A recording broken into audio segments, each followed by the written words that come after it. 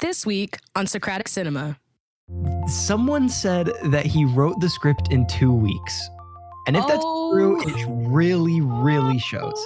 Yeah. It just feels like someone read the first draft and was like, great, yeah, let's do it. I support men's wrongs. And I agree with you. Yeah. I think more Gorigin story would have been good. Yep. Hello, fellow space Vikings. Today, we're around this totally real campfire, and I'm going to tell you a story of three. What story? Oh, dearie me. A story of three valiant friends. Valiant. That each week they brave a new released movie or an old released movie, a movie of sorts, if you will. Wow. And this week, can you guess what movie we're doing by this setup? It's long, It's convoluted, it has many a tangent. It's got to be The Northman, right? Well, it's something Norse. Good guess there, 5-year-old James. All right. That's enough of that. My name's Kasey Clark. I'm Charlie Heatherly. And I'm James DeLisio. And this week we're tackling it. What was that? James, he said, He's already getting into his take. This week we are getting into Thor Love and Thunder. As usual, we're going to jump into our initial takes. Let's start off with Jiminy James. Don't. No, James. No, James, you gotta go. You gotta go. I need the people to know that Kasey, usually there's a decent amount of, I almost said pre-gaming. There's no pre-gaming before these episodes. There's usually some text conversation that happens as we're all watching the movie on our own.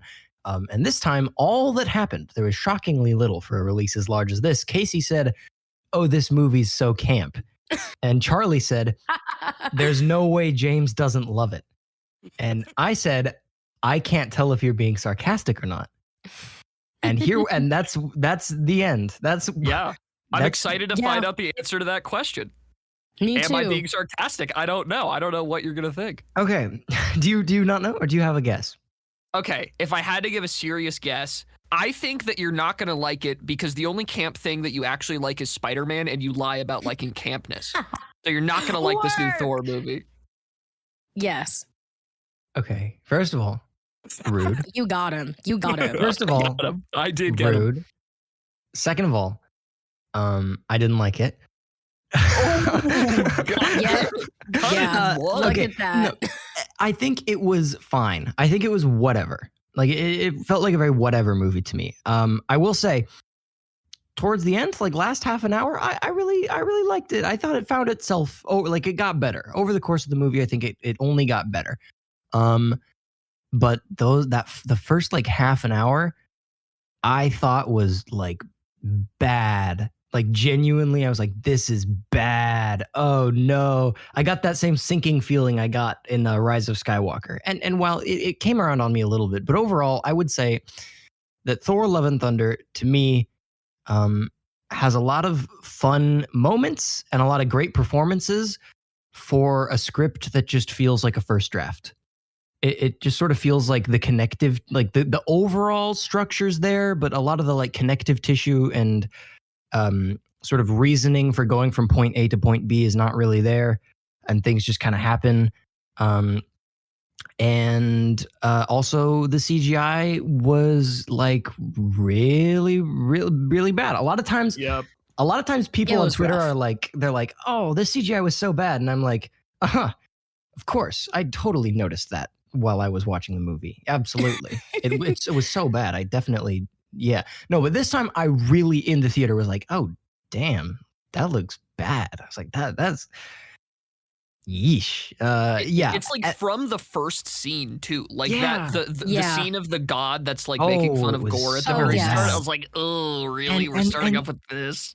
And there's no excuse for that for Marvel at this point. Like there's zero excuse to not just have the best VFX on the planet. In my opinion, like there's no reason for that. This movie had the budget for good VFX. I don't know what happened. Yeah, I'm feeling like I've been running with a 6.5. What? All right. Oh, All God. right. Hey man, All right. don't boo. Boo. I'm just being honest. Boo. Throw popcorn at him. No, I'm right. Call him names. Who's Okay. next? Yeah. Charlie. I know, Let's go. Casey. I was gonna the give two you a white cool boys nickname. with pitched voices sound I was very gonna give you similar, a so cool I might be nickname, but James. mine wasn't appreciated. What were you gonna say? Yeah, what was my It nickname? doesn't gonna even be? matter. It doesn't even matter. Wait. Okay, whatever. Okay, so going into Thor: Love and Thunder, this movie needed to meet 4 criteria for me to enjoy it because Oh, here we I go. Oh man. really wanted to enjoy it. I really wanted to Here we enjoy it. go. And I have 7 an minutes itemized later. list. No, this is gonna be real quick. Number 1 needs to make me laugh. Pretty simple. Number 2 needs to have a lot of heart in it. Number 3, I need to understand how the plot moves from point A to point B to point C. And number 4, I really need Gore to be an awesome villain. And 3 of those criteria were met in my eyes. The one that wasn't was I think that this movie, even though in its name has the word love, doesn't actually deliver on a lot of the emotions that it was promising. I think that Taika Waititi does 2 things really, really well, and that's jokes and heart. And oftentimes in some of his movies, you get to see one really win out above the other. And his best movies are when they're incredibly balanced. I think of Jojo Rabbit. I think of Hunt for the Wilder People. This movie is almost all humor. And I think every moment in which it tries to inject heart and an actual message into the film, it falls a little flat for me, save the last 30 minutes, like James said. Obviously, spoiler alert, my favorite scene in the entire movie is when Thor gives the power of Thor to all of the kids in the final fight. That's so fun to me. And that's an actual message, right? It's making Thor this complex, layered character who's not just a buffoon and who's not just unsure of himself. He's a leader. He loves like leading these kids and sparking their imagination and making them feel proud and strong. And I think that's a great message to show to a bunch of kids that are watching these Marvel movies that they too could be a superhero. It's the same reason why I really liked Last Jedi, and I don't want to get into, the huge debate around that. But Last Jedi, one of the things it did well in my eyes is that it had this message where anybody could be a Jedi. And in this movie, anybody can be a superhero. So that one particular instance of emotional weight, I think, really works for me. But the rest of the movie feels sloppy, like it was lost in an edit. And I agree with James, the first 30 minutes, all of the like Korg telling these children around the campfire, that felt very messy to me. And I got a real sinking feeling in my stomach because I really wanted to like it. And I was fighting against like what I was seeing. I was like, this can't be real. It's got to get better. It's got to get better. And it sort of did at some points. I think that there were some very creative things that Taika Waititi did. For instance, the black and white section of the movie I thought was cool in my head, but I feel like there's more that could have been done there. But I appreciate the effort for going in such a weird, artsy direction. And overall, I think that this movie hits in moments for me, but is not consistent enough for me to truly call it one of the great Marvel movies. So I think for that, I'd probably give it about a 7.5. Okay. All right. Yeah. Right. Yeah. Great takes. Honestly, I feel like we all kind of feel the same. I mean, James just flat out didn't like it. Hey, I just said it was fine. I didn't like it. It was fine. Yeah, I mean, listen, if this makes me a hater, then I'm a hater. It was okay. It was Yeah. okay. Yeah, It's a it was 7. It's a 7, six Okay. and a half, 7. Like 6.5. okay. Nope. It's okay. I felt like first act was very, very rushed. I felt like second act, they spent entirely too much time on a couple of scenes. Like certain sections in the second act, you could have cut that down by at least like 2 minutes. I felt like a lot of the stuff kind of was drawn out. When we finally get to the final act, I agree with you guys that it did really kind of like settle in to itself. Loved the part where Thor gives the kids the powers. Wonderful. I thought Gore was pretty decent as a villain. They made him look scary, but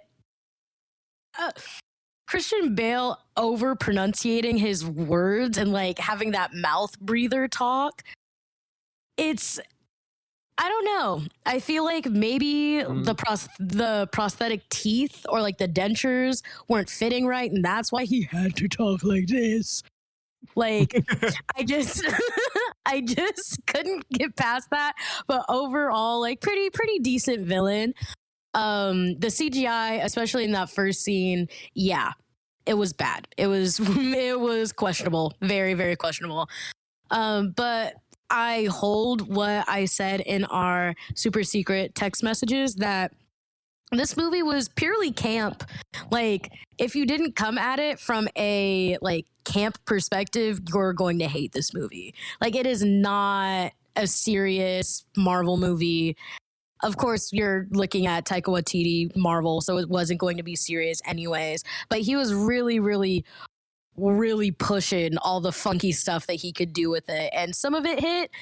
Some of it didn't. Some of the jokes landed. Some of the jokes didn't. I feel like everyone in the theater with the screaming goats, I thought I was gonna get tired of the screaming goats. I did not, in fact, get tired of the screaming goats. I did not either. They were very fun. They were very fun. It was giving a little bit Minions siren thing, just a little bit for me, but they weren't as. Let me tell you, they weren't as bad as I thought they were going to be. Right, it wasn't as bad as that. Yeah.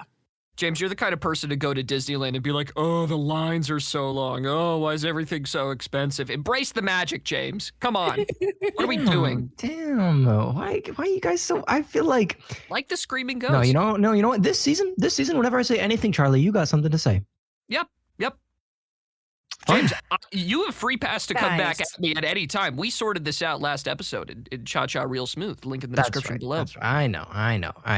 But I wish I thought more of the jokes were funny. Is one thing I do too. I do too. I agree. The majority of the jokes were like the when you breathe through your nose type of laugh. Like, where it's like they were like those. Yeah, it's like, okay, yeah, good yeah. one. Yeah. I think this is my big prophetic message for the episode. Ooh. I'm ready for the James Gunn, Taika Waititi, irreverent humor needle drop era of Marvel to come to a close. I'm ready for a new flavor. I'm ready for something new.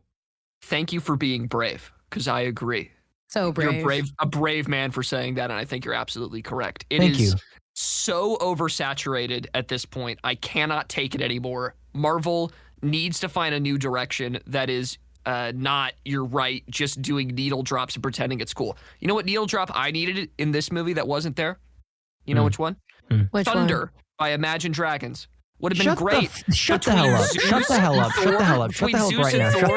Lightning and the thunder. I almost said a bad word. What's wrong with Thunder by Imagine Dragons? One of the best songs of all time, really. You probably listen to AJR. Anyways, moving on. Look, just because I listen to AJR, James, doesn't mean I have bad taste in music. If we were recording in person, I'd give Kasey a big hug right now.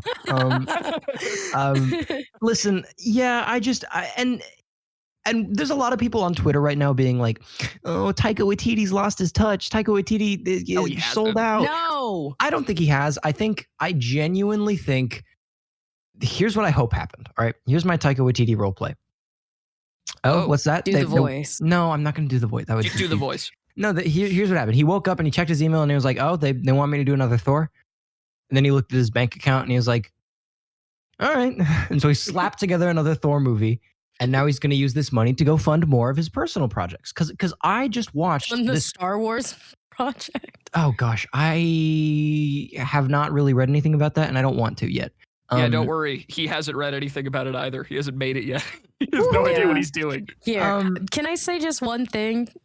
Charlie, you and James, you can put your feedback into this. But yep. I was just talking with my family about this because I just found out that Taika was doing like this whole situation recently. That he was going to try to cast Natalie Portman in the movie, and it's reportedly that he forgot that she was in Star Wars initially. Oh, jeez. Yeah. Do you think that's true?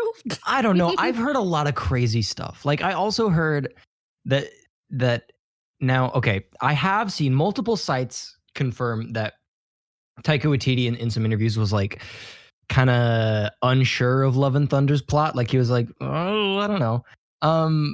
But someone said that he wrote the script in 2 weeks. And if that's true, it really, really shows. Yeah. Like yeah. it just feels like someone read the first draft and was like, great, yeah, let's do it. Huh? Wait, no, like notes, revisions? No, looks good. Yeah, let's film it. Very Tyler Perry treatment. Yeah. But you know what? Taika hasn't lost his touch because I watched season 1 of Reservation Dogs this weekend, and it was really good. It was really. I recommend it. It was really good. Does he write that, or what's his role in that? I think he's a producer. He's an executive producer, and I think he's a writer on a few episodes, but he's like a co-creator. But his flavor's all over it. Like it reeks of Taika in a good way. Let's talk about, you know what we should talk about? What?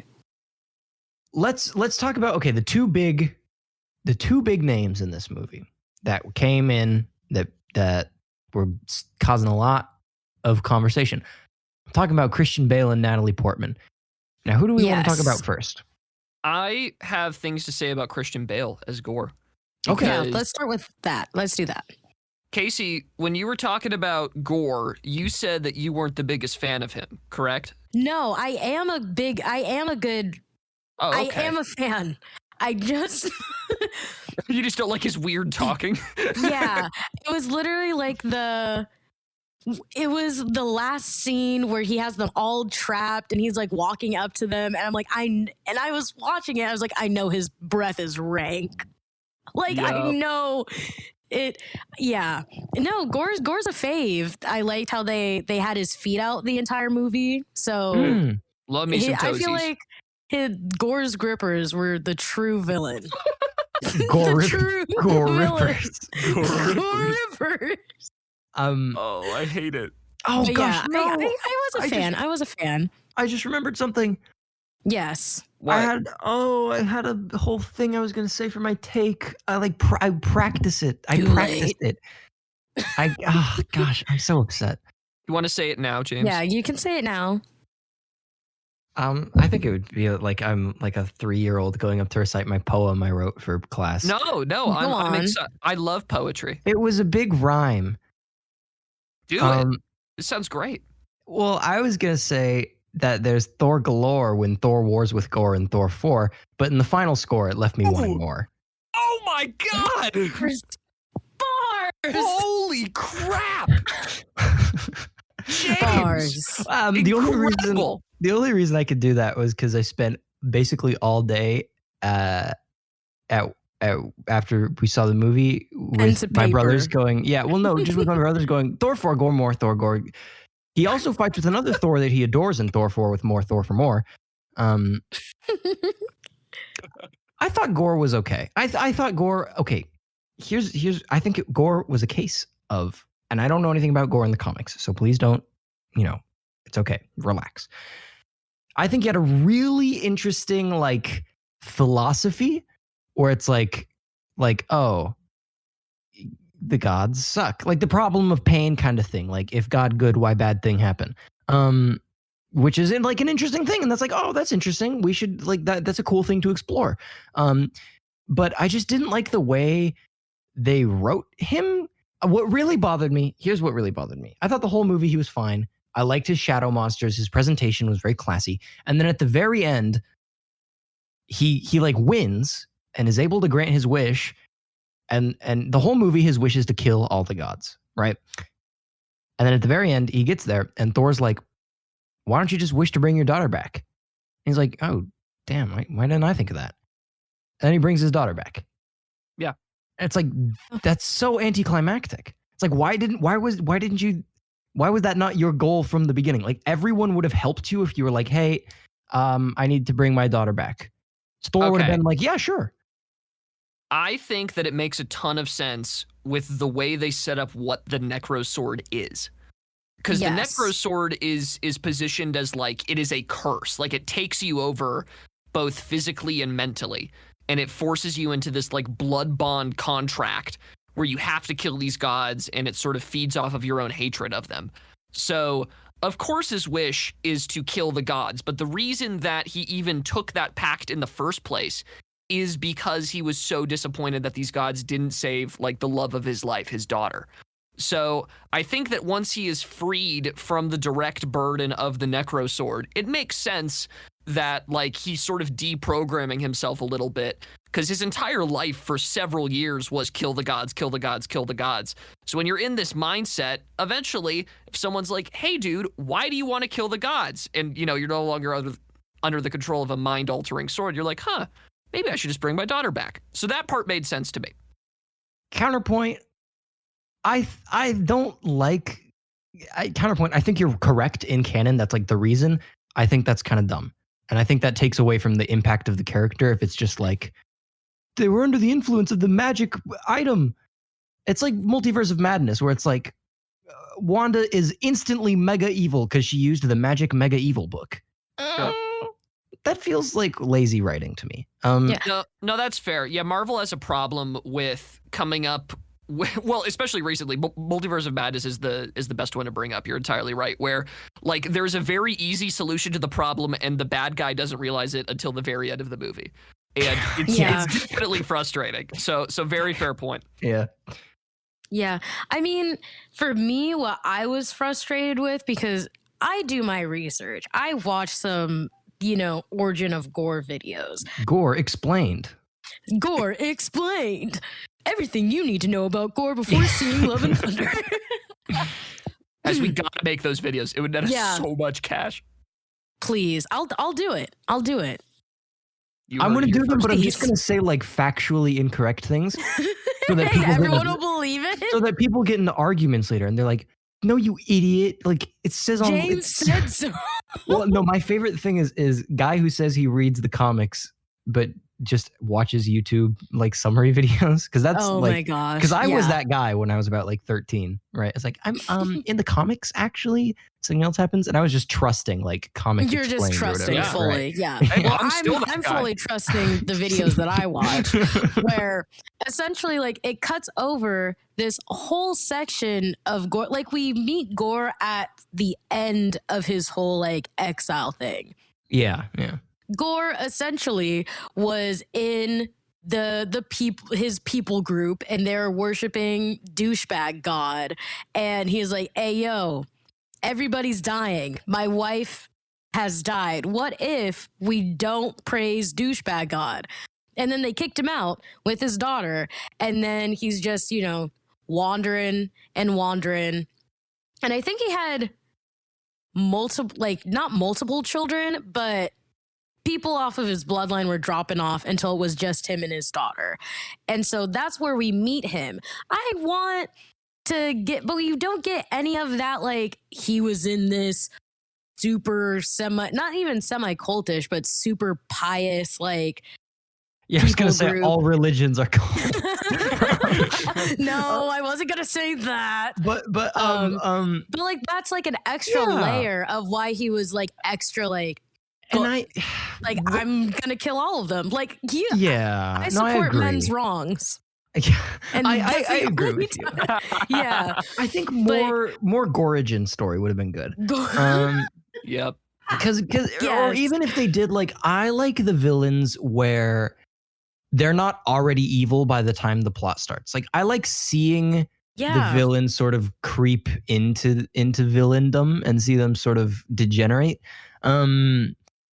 I would have loved that with Gore, where at the beginning, maybe his daughter dies and he's like, well, he's wavers. And like over the course of the movie, we see him slip further and further and continue to be disillusioned. And because that would feel more natural than just like, this singular god disappointed me. All of them gotta go because of evil magic sword. Yeah. I don't know. Yeah. I would have preferred a more like gradual descent, because especially with the whole like, the Necro Sword is a curse thing, you could have seen that curse gradually grow over the course of the movie.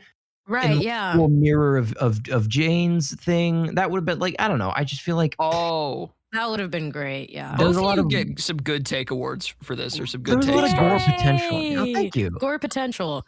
For real. Yeah, it's just a disappointment. But with that being said, should we talk about Natalie Portman? Let's hop into it. I think I have a hot take on Natalie Portman. I don't spit it. really think she was that great in this movie. I was just gonna say I have the hots for Natalie Portman. We know. Bow down. But like, I thought that she was a little bland, and I don't really blame it on her because she's a great actor, right? But I think it comes down to the way that they probably directed her character. She comes off as very clumsy and almost too awkward for her own good, which I get is what they're sort of trying to do with the relationship between her and Thor.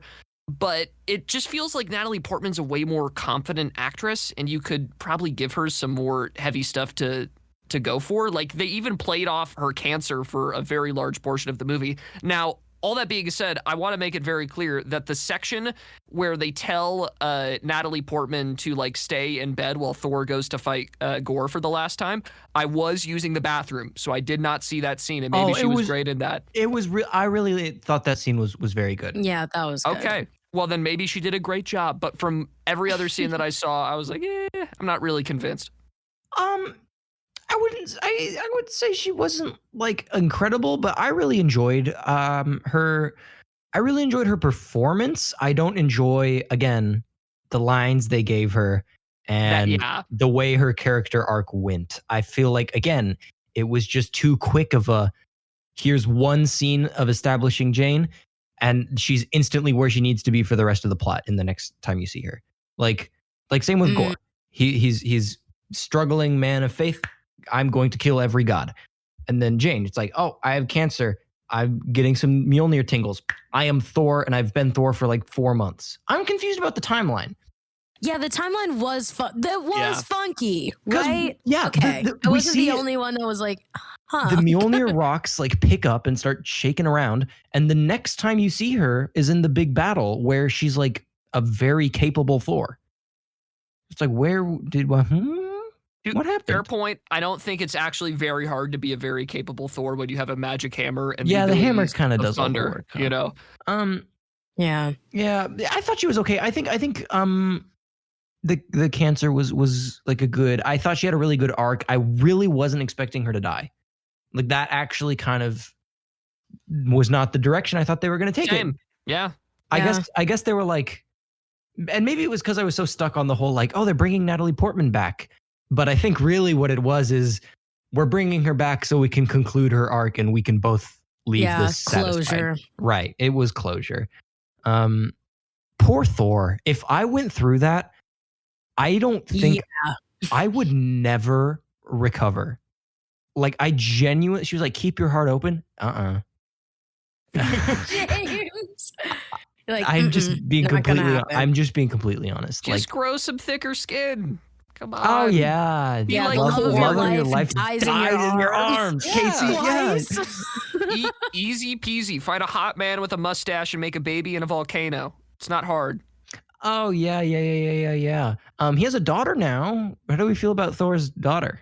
Okay, that's adorable. Love and Thunder. That's so cute. Come on. That was cute. Listen. Need a Disney Plus show. This is the only Disney Plus show I want. So about Stormbreaker. So does Stormbreaker just not have the worthy thing going on? Because anybody could pick up Stormbreaker. Yeah, I think Stormbreaker has no like stat requirements. I think it's gotcha. There's no enchantment on Stormbreaker. And the lightning bolt too. I feel like we have 3 Thor tier weapons now, where it's like the different skins for the weapon. We have Mjolnir, Stormbreaker, and the Thunderbolt thing, which wound up okay. I'm all my frustrations are coming out. Nothing in this movie feels like it needed to happen. Like, it felt like ideas Taika Waititi had that he wanted to happen in the script, so he wrote them into the script. Like, let me preface a little bit. There's a writer's room conversation thing with the writers of Breaking Bad, and in it they were saying whenever we thought about scripting an episode, whenever we thought about writing a season, we would just stop and ask ourselves, okay, what would Walt and Jesse do in this situation? Like, what would they do next in response to the events that just happened? And that's just how the plot went. Like, they said, like, we don't write towards plot points. We just let the characters do what they would naturally do. This movie feels like I really hate saying his name because it feels like I'm blaming him personally. This movie feels like, which I mean, I guess I am. Like, there's no one else to blame. Maybe there is Kevin Feige. I don't know. But this movie feels like there were like all the things they showed in the trailer, right? All the major points felt like things they wanted to do. And so they wrote around them. Like they wrote with the intention of getting it there without thinking about how naturally it actually flows. Because like, as cool as the whole set piece with all the gods is, like, right? That's neat. That's cool. The lightning bolt's cool. None of it really has a bearing on the greater plot, aside from the post-credit scene for the Hercules movie that's never actually going to come out. I'll bet if there's a Thor 5, I'm actually very excited for it because of that scene, but that's a different combo. I will bet $35 that post-credit scene goes nowhere. Deal. I think it's going to be the Matt Gargan Scorpion Spider-Man Homecoming thing, because Marvel's done that with a few post-credit scenes. I'm just not going anywhere. Name one. Yeah. What do you mean name one? He just did. I could name another one too. Wait, what's the one that you just named? Scorpion at the end of Spider-Man Homecoming. Never went anywhere. I could also name Doctor Strange post-credit scene where Mordo's like, I'm going to kill you. Never went anywhere. Mordo. Yeah. Also, hey, Mordo came back. Just saying. Yeah, but worst wig. And also, just not even the same guy. Like that's a different. Similar, though. That's a different guy. Anyways, I'm sure there's more, but they're not coming to mind right now. But that's two, and you said name one. How did I not realize Russell Crowe was Zeus? Are you kidding? You had to like look that up afterwards? You have to be joking. I'm on the IMDb page. I don't know. It just didn't like the most Russell Crowe ever. It just didn't occur. Listen, I can't. To me, Russell Crowe is Javert from Les Miserables. And can I just say, Russell Crowe is not good in this movie. What? Yeah, I don't know. He's okay. He's all right. He wasn't good. Oh my gosh! Now Kasey's also the kind of person that would go to Disneyland and complain about the lines. Have some fun. Yeah. Let me just say, it's normal to complain about the lines at Disneyland. That's like part of the. I think that's okay. He's like, let me just say. But I also want to say, someone pointed out that Thor kills multiple gods in this movie. He's like, "How dare you kill gods, Gore?"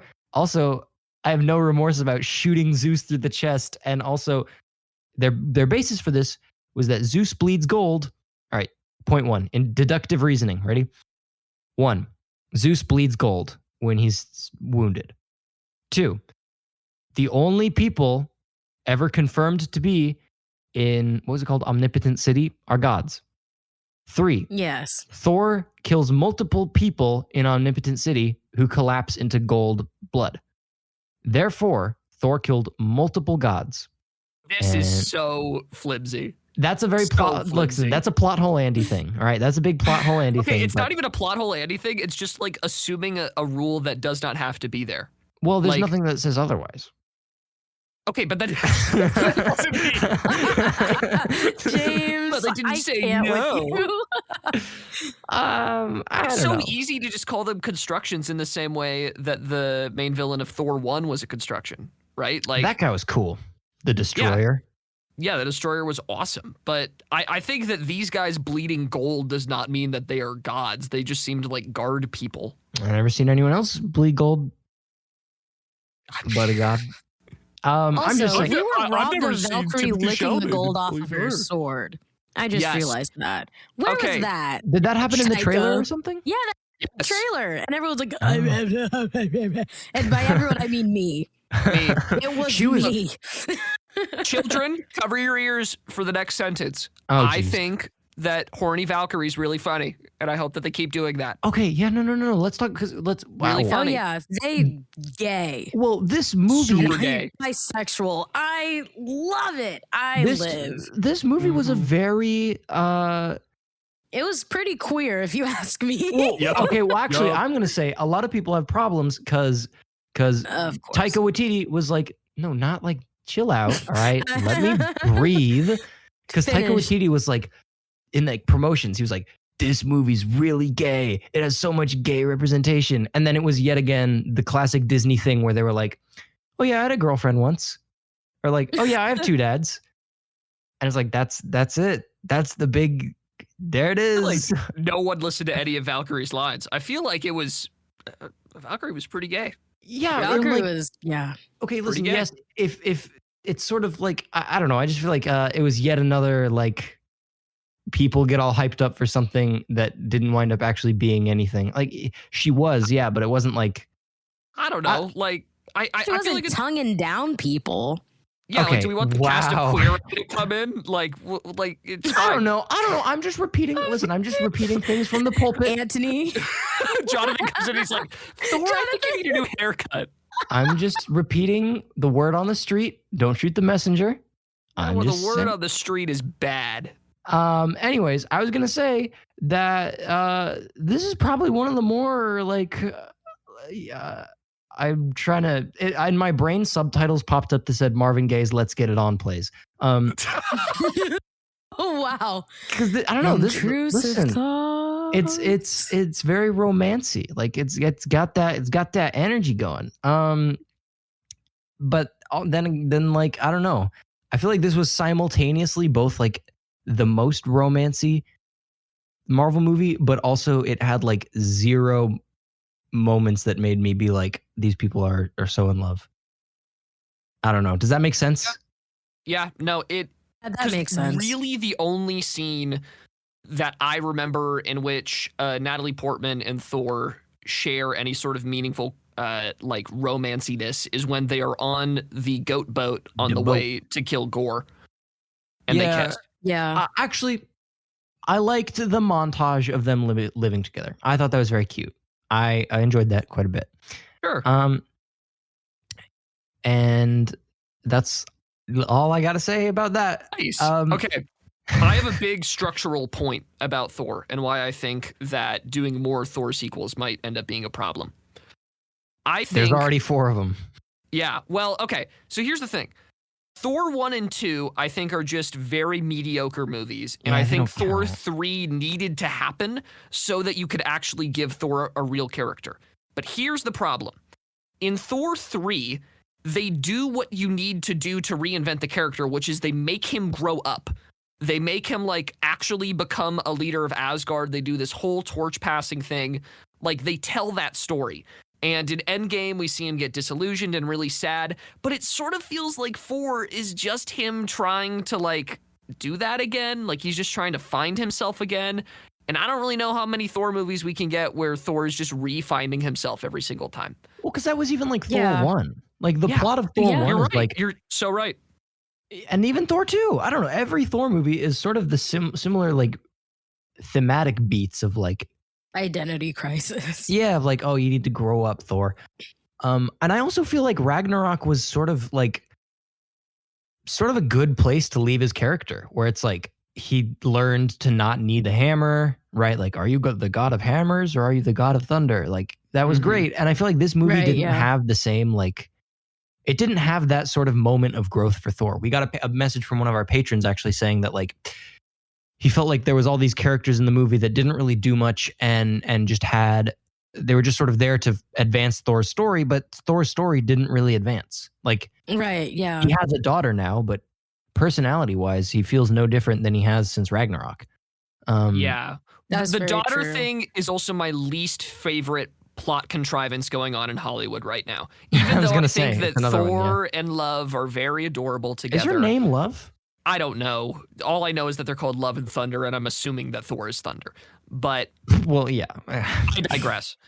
I really hate that the only good dynamic that Hollywood screenwriters can think of right now is that there is a single dad and a daughter, and the dad needs to grow to raise the daughter appropriately. Like, it's a great thing independent of itself. Like, every single instance where I've seen it is fine to me, but it's just really weird that it's been such a big trend. Like, I don't know. I'm getting pretty tired of it at this point. Understandable, too. This says her name is Love, but according to Wikipedia, Thor's daughter is named Thrud. So, oh, name. wow. Chris Hemsworth's eldest daughter's name is India. That's yeah.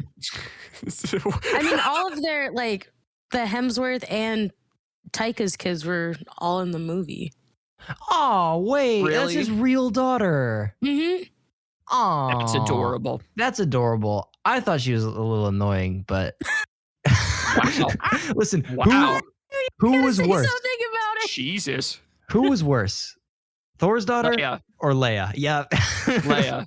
Well, I don't know, because Leia, No. I got less annoyed by her over the show. Leia, through no fault of the young child that plays her, is one of the most annoying characters in all of Star Wars. It's really, I don't know why they did that to that poor girl.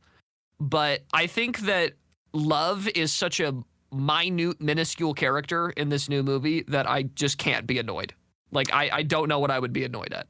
She was dead for the majority of the movie. Yeah, That's she had true. one scene. This is one of the few movies I've ever seen where the villain gets to bring back their dead loved one, and it's seen as like a good thing. It's like, yep, Yeah. net positive, which is interesting because that Yeah. like, I mean, yeah. the other thing would just be the death of a lot of people. So, like What do you on the mean? other side of the spectrum, like it's either he brings his daughter back, right? And it's like, oh yeah, he brought his daughter back. That's fine. Well, I mean, he could have Or- wished for other things. Yeah, Those are what the he only should have two wished for is options. accountability for the gods. That's what I would have done in my dying breath after being on a vendetta for the last like how many months. I maybe would have wished for like a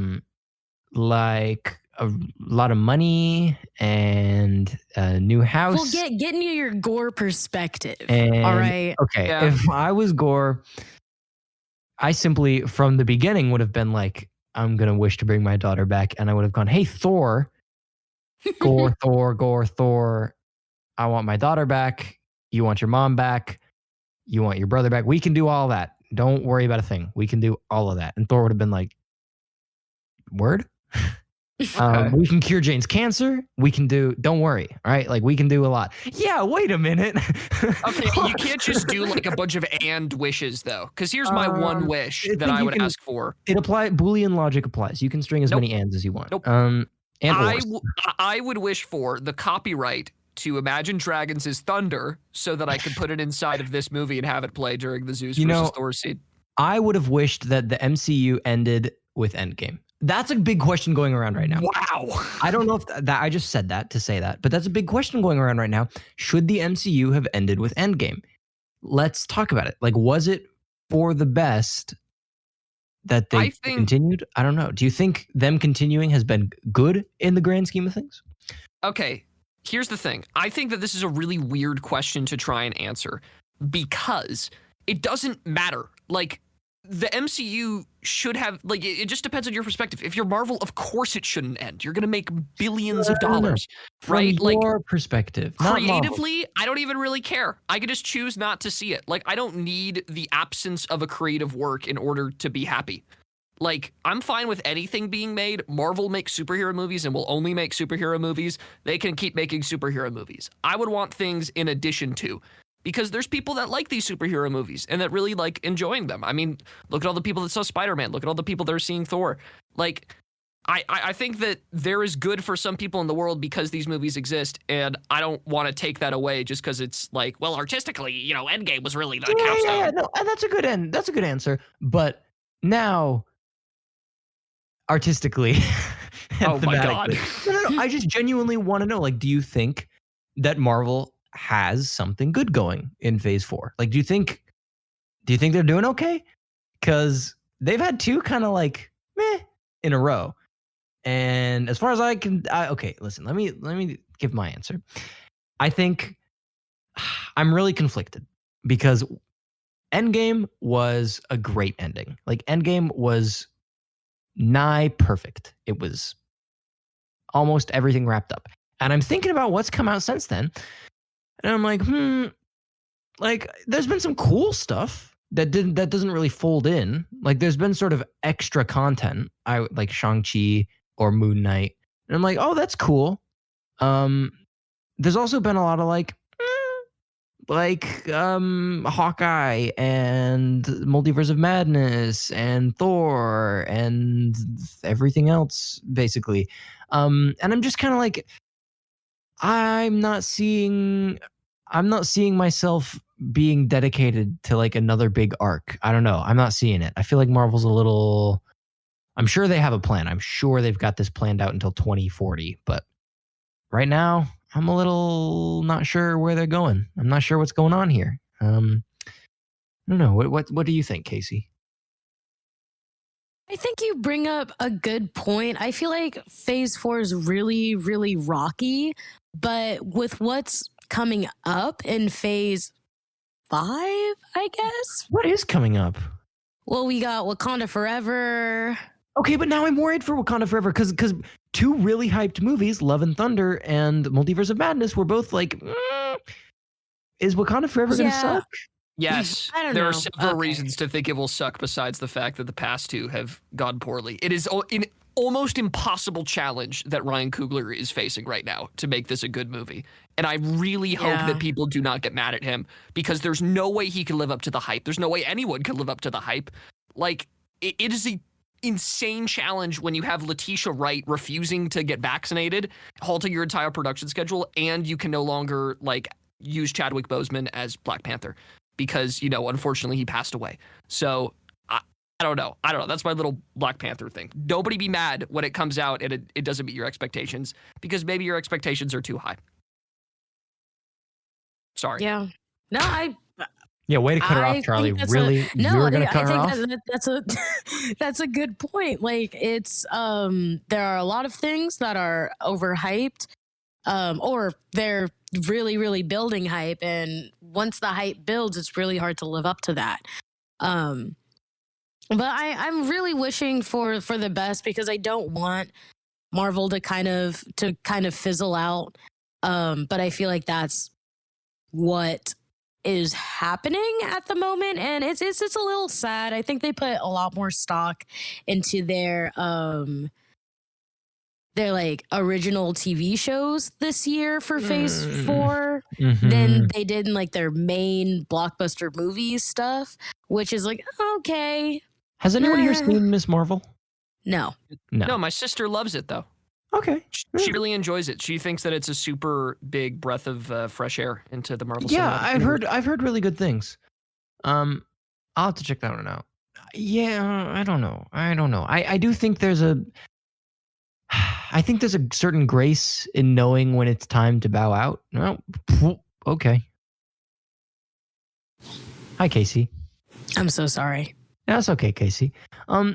I think there's a certain grace in sort of knowing when to bow out. Like Star Wars, I don't think it should have bowed out when a lot of people think it did. But I look at a lot of the recent Star Wars media that's been coming out, and I'm just like, damn, this really sucks that this amazing franchise has been turned into, I don't know, Book of Boba Fett and Kenobi. Like, that's our Star Wars content right now.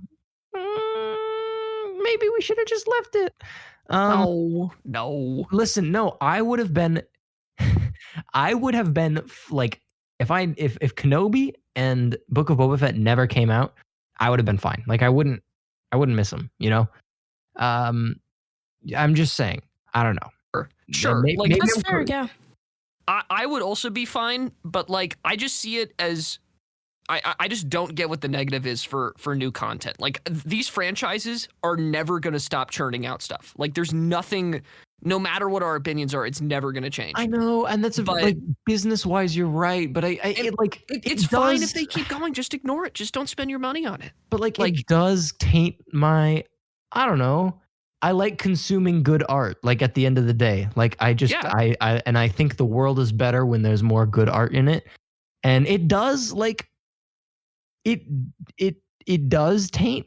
I don't, in my opinion, because I do consume all of the new stuff that comes out, and I do engage with it. I don't just like choose to ignore it, which I guess I could, but I don't like. I accept that this is all real media that's out. But I don't, what am I trying to say? It does taint it does taint sort of other stuff for me. Like it does, I don't know. Like I'm disappointed that the Kenobi show's bad. Like I'm disappointed that the Boba Fett show sucked. Same. I'm disappointed that Multiverse of Madness and Thor are not good. And like it does, like, I don't know. Like I think it's possible to separate that from everything that came before. And in general, I do, but it is sort of like, it sucks when you have something really great and then you have to like, oh, and then there's the part that sucks, you know, like that's never good. I feel like I would rather have something be shorter and good all the way through than long and bad at parts. I think I completely agree with you. I think that knowing when it's time to stop making shows, particularly, is a great idea. Like Breaking Bad, if it continued on for another 5 seasons, probably would have been a bad show. Yeah. It's the fact that it knew that it's season 5, at least I'm pretty sure it's season 5, that it's time to bow out, it's time to end the story. That's important. The reason that's important is because it is a shared narrative structure. And Breaking Bad, you can't just like end it early or watch only 2 seasons of it and pretend like the rest doesn't exist. It sort of holds true that you can do that for Star Wars, though. You can just watch the original trilogy as its own complete story and be pretty satisfied with it. I think so, at least. I don't think that the original trilogy is worse because the prequels came out, and I'm not a really big fan of the prequels at all. But I think that you bring up a good point in that these stories have to be careful of what comes before them, and they have to learn the lessons of their predecessors and learn what makes those stories good and why the heart beats as strong as it does. Because as we see more spin-offs and more sequels and more this and that, stories are getting less creative. And Hollywood's pumping more money into it. And it's taking away money from people that have more original ideas. And that's the real problem in my eyes. So either the MCU gets creative again and we start loving it, or we acknowledge that, okay, you know, the MCU is not the most creative thing, but it's sort of a fun, like, action movie thing that I could turn my brain off to. Let's also support the original visions of new directors and new producers and new actors who want to tell a story that's never been told before. And let's make sure that money doesn't get concentrated in these big businesses. So I think that either way that goes, I'm fine with. And the only way that I see it getting worse is if we go, Marvel sucks, let's keep putting money in it. That would suck. Yeah. Yeah. Boo. Boo. Okay, I think on that note we should bow out. I think we got a lot of good conversation on the state of the Marvel Cinematic Universe. Top 10. Here's what we'll title it. Is Marvel going down? Why Thor: Love and Thunder is the beginning of the end. It's too long of a title, though. It won't fit on one line. Little news flash. I just want to tell you guys that the Duffer Brothers revealed some information on Stranger Things season 5. They haven't started writing it. Nice. That's one thing. They will start writing it. They will start writing it in August. It's expected to premiere in 2024. Damn. Really? I'm liking all this. Yeah. Those kids are going to be like old, and I don't know if you can do a time skip after the way that season ended. And they say to expect a 2-hour plus finale episode. They say it will probably be shorter than season 4, but expect a 2-hour plus finale episode with a quote, Return of the King style wrap up. Also, it all takes place in Hawkins, and it will revisit season 1 pairings and groupings. I don't want to talk about it necessarily, but I'm just thought you guys should know. Yeah, we'll talk about it off air. Yeah, good news. Good news. Well, I think that was a good episode. I hope you did too, dear listener. If you did, drop a comment. Tell us what you thought about Thor: Love and Blunder, as I like to call it. Jesus Christ. You can follow us on social media, on Instagram at Socratic_cinema and Twitter at CinemaSocratic. If you feel like supporting these conversations and video essays and channel monetarily, you can become a patron at patreon.com/SocraticCinema for as little as $1 a month, which it doesn't get much littler than that. So if you can spare 4 gumballs every month, you could become a patron and get access to episodes early, to fun Q&As and patron monthly newsletters, and the ask us questions and have fun and hang out. And it's really fun. And we love our patrons and we're all friends. Thank you so much. And until then, keep on rocking in the free world. Adios. Adios. Adios.